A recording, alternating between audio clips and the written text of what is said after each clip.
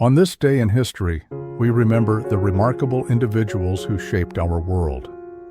Welcome to Who Died Today in History, where we honor their legacies. From artists to leaders, their impact lives on. If you find their stories meaningful, like, subscribe, and hit the bell to stay connected. James Gandolfini, the Emmy-winning actor best known for his groundbreaking portrayal of mob boss Tony Soprano, died suddenly on June 19, 2013, at the age of 51 from a heart attack while vacationing in Rome. His death was both natural and unexpected, shocking fans and the entertainment industry alike. Coming just 6 years after The Sopranos concluded, Gandolfini's passing felt like the final punctuation on a cultural era defined by complex anti-heroes and the golden age of television drama. Gandolfini's death reflected the health struggles and pressures associated with modern celebrity. A private man despite his fame, he had battled issues with weight and stress, factors that aligned with the demands of a role that required him to embody emotional volatility and psychological depth. The physical toll of portraying a character as intense as Tony Soprano became a real-life reminder of how deeply actors can be affected by their work, particularly in an industry that often overlooks wellness in favor of performance. The immediate consequence of Gandolfini's death was widespread mourning across film and television circles. Tributes poured in from actors, directors, and fans, with many acknowledging that he had helped redefine television acting. The Sopranos, already considered one of the greatest series in history, was reevaluated in light of his passing, and Gandolfini's performance was enshrined not only as iconic, but transformative for the medium. His death also prompted renewed interest in the fragile humanity he brought to his characters. As Tony Soprano, Gandolfini shattered the mold of the traditional leading man. His character was violent, anxious, vulnerable, and charismatic. The show's controversial final scene, left ambiguous, gained new emotional weight after his passing, as if art and reality had blurred in a poetic farewell. In the years since, Gandolfini has been remembered through tribute documentaries, interviews, and by his son, Michael Gandolfini, who portrayed a young Tony Soprano in The Many Saints of Newark. Through these acts of remembrance, Gandolfini has been immortalized not only as a brilliant actor, but as a deeply human figure whose work elevated an entire medium. His death reveals much about how we confront the loss of those who reflect our inner struggles on screen. In honoring Gandolfini, we affirm that the characters who challenge us, who show us the darkness and the light, deserve a place not just in entertainment history, but in cultural memory. Ian Holm, the versatile British actor celebrated for his roles in both Shakespearean theatre and blockbuster films, died on June 19, 2020, at the age of 88. His death was from natural causes related to complications of Parkinson's disease. Though his passing came quietly in a London hospital, it resonated deeply with fans and colleagues who had admired his transformative ability to embody both the fantastical and the profoundly human. Holm's career spanned generations and genres. Trained at the Royal Academy of Dramatic Art and a key figure in the Royal Shakespeare Company, he was admired for bringing emotional nuance to classic roles. Yet it was his later career in film, most notably as the android Ash in Alien, 1979, Sam Musabini in Chariots of Fire, 1981, and Bilbo Baggins in the Lord of the Rings trilogy, that brought him global recognition. His portrayal of Bilbo, a humble character thrust into epic journeys, resonated deeply with modern audiences navigating a world full of uncertainty and change. The timing of Holm's death during the height of the COVID-19 pandemic underscored a broader cultural confrontation with mortality and isolation. Fans were unable to gather for public tributes or theatrical memorials, which perhaps made the loss feel more intimate and reflective. Instead, the digital world, through tributes, film marathons, and social media memorials, became the main stage for commemorating his life, revealing how remembrance, like performance, evolves with the times. Holm's passing didn't shift the trajectory of global history, but it closed a chapter on a generation of classically trained actors who managed to bridge the gap between high art and popular culture. In his absence, many reflected on the quiet dignity and craft he brought to even the most fantastical roles.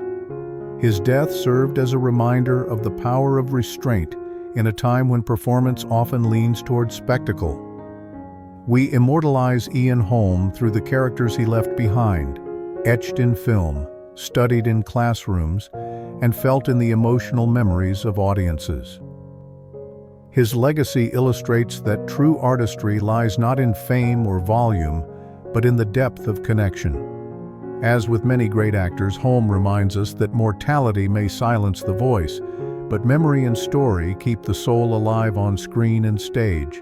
Richard Lynch, known for his intense performances and frequent portrayals of villains in film and television, died on June 19, 2012, at the age of 76.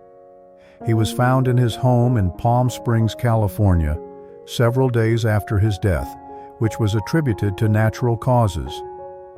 The quiet and solitary nature of his passing stood in stark contrast to the vivid, often menacing roles that had defined his on-screen legacy.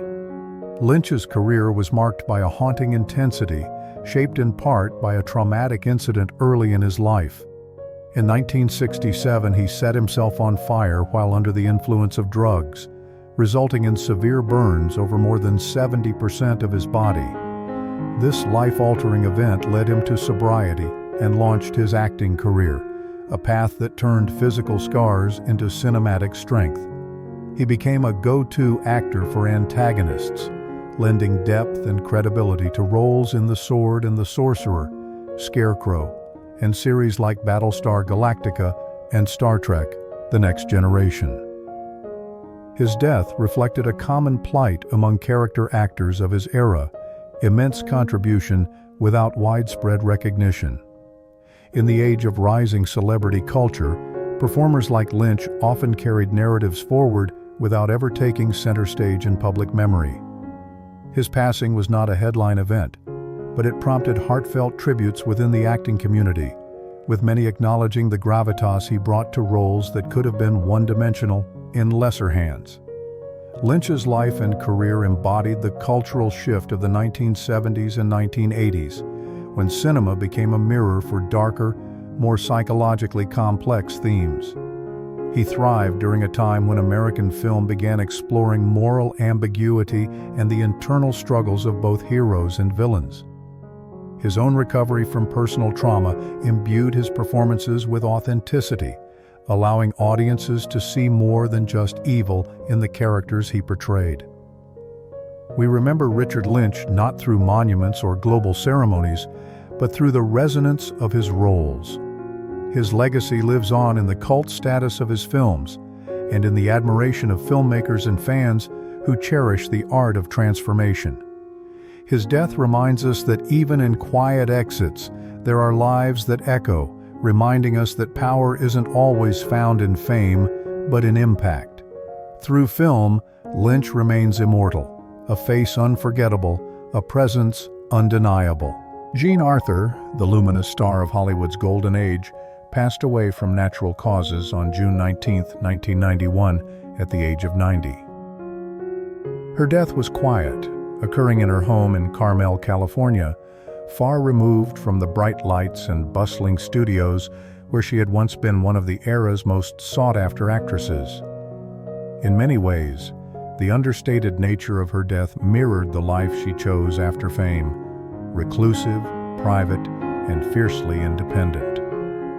Arthur rose to stardom in the 1930s and 1940s, a time when America sought escapism during the Great Depression and World War II.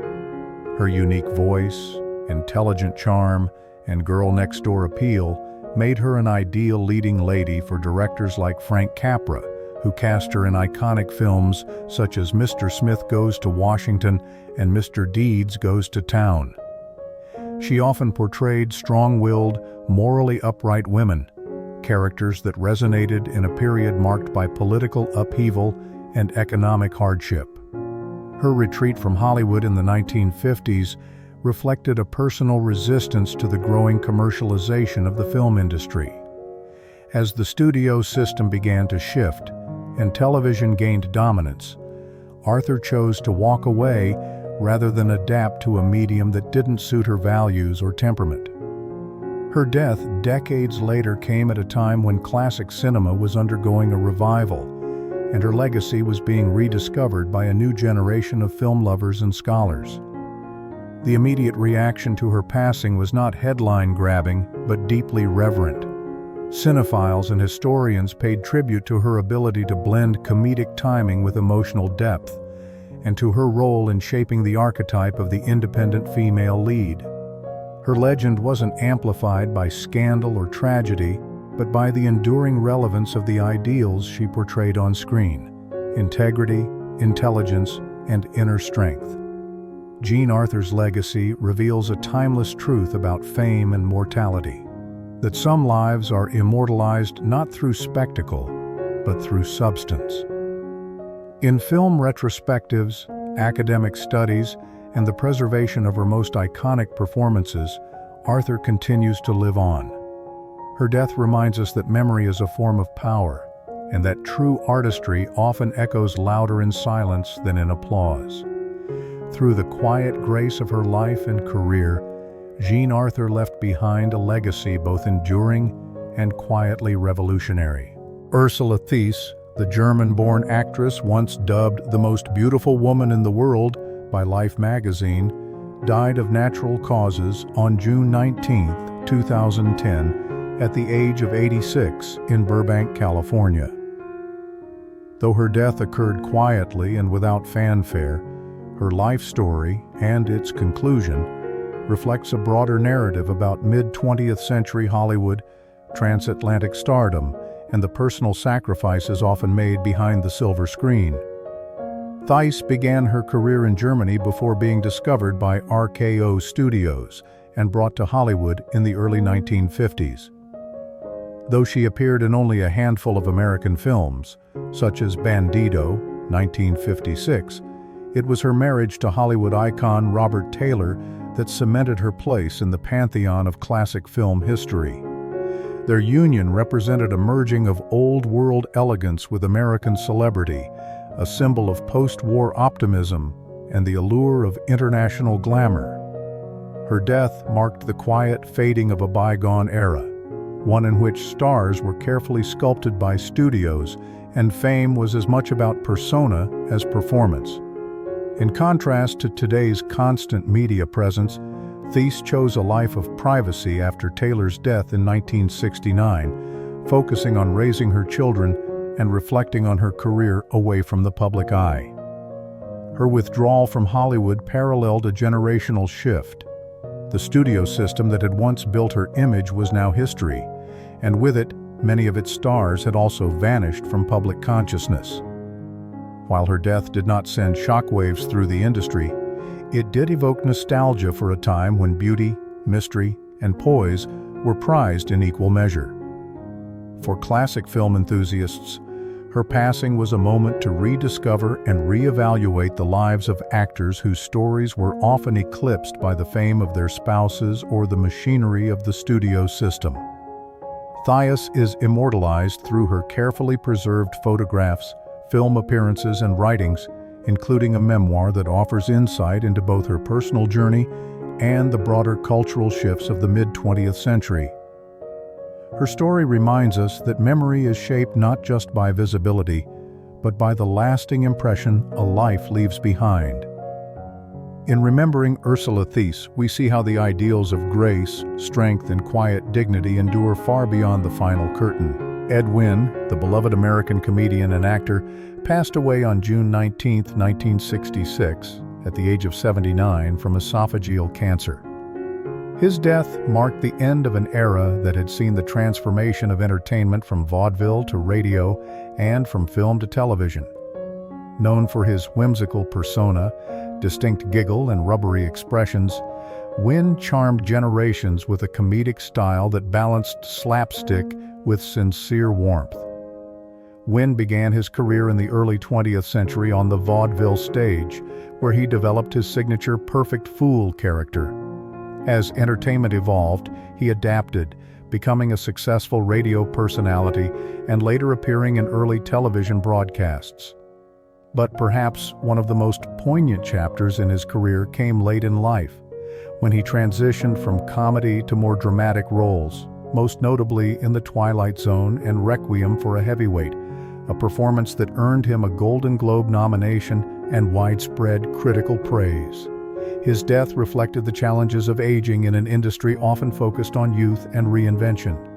At a time when television was overtaking live performance and new comedic voices were emerging, Wayne's passing signaled a turning point.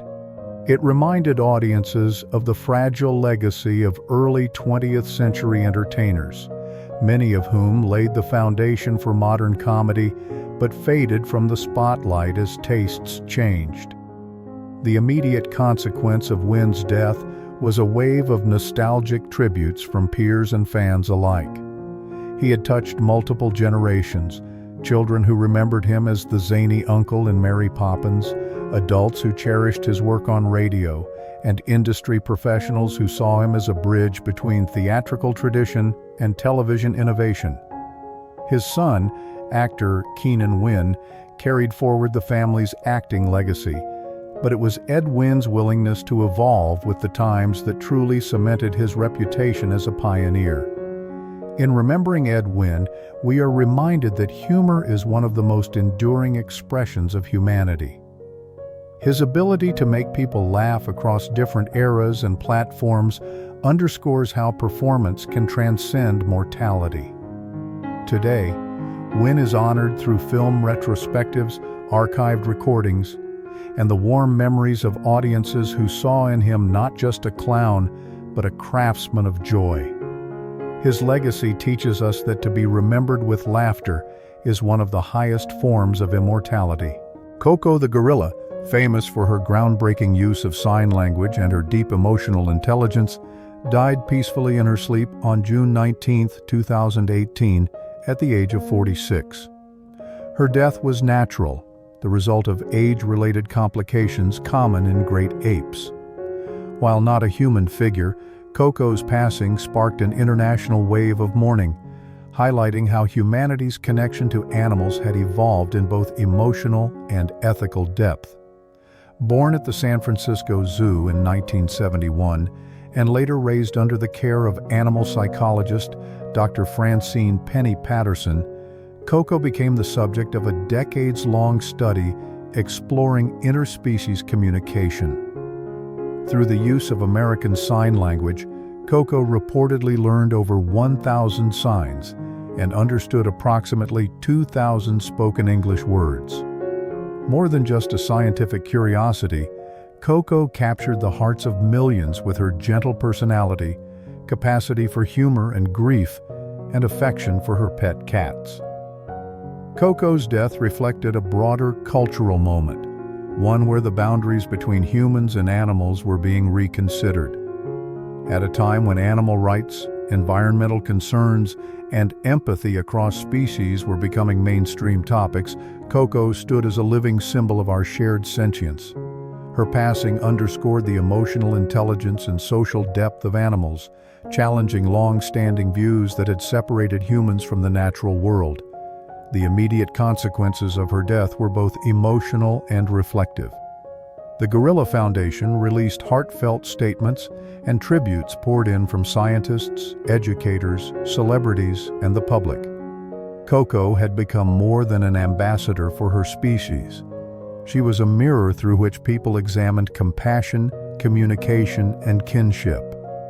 Her absence also reignited discussions about the ethics of keeping intelligent animals in captivity, even for research, and the responsibility of science to respect those it studies. Koko's legacy is immortalized through documentaries, children's books, and academic studies.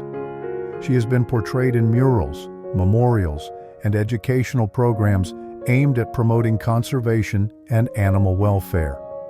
Her life challenges us to redefine intelligence and emotion as traits not limited to our species, but shared across the tree of life. In reflecting on Koko's death, we confront our own relationship with mortality, empathy, and legacy.